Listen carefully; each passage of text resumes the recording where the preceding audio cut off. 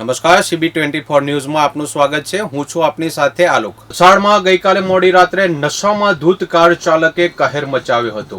નશાની હાલતમાં અનેક વાહનો અને પશુઓને અડફેટે લીધા હતા, જેમાં એક વાછરડી અને એક કૂતરાનું મોત નીપજ્યું છે। વલસાડમાં ગઈકાલે મોડી રાત્રે એક દારૂના નશામાં ધૂત કાર ચાલકે કહેર મચાવ્યો હતો।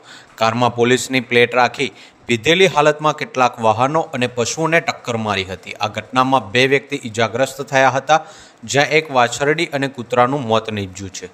પ્રાપ્ત માહિતી અનુસાર ધરમપુર ચોકડીથી આરઓબી બ્રિજ તરફ જતા રસ્તે એક કાર ચાલકે પૂરપાટ ઝડપે અને બેદરકારીથી વાહન ચલાવ્યું હતું।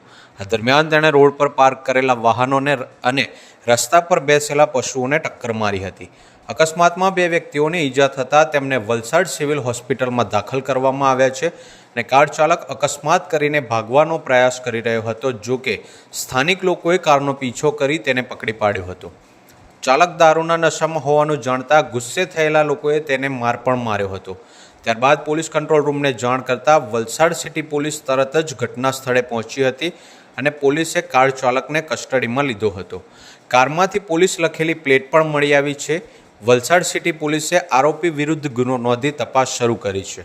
ઘટના બાદ ગુસ્સે ભરાયેલા સ્થાનિકોએ દારૂડિયા કાર ચાલકને કપડાં કાઢીને ફટકાર્યા બાદ પોલીસને સોંપ્યો હતો।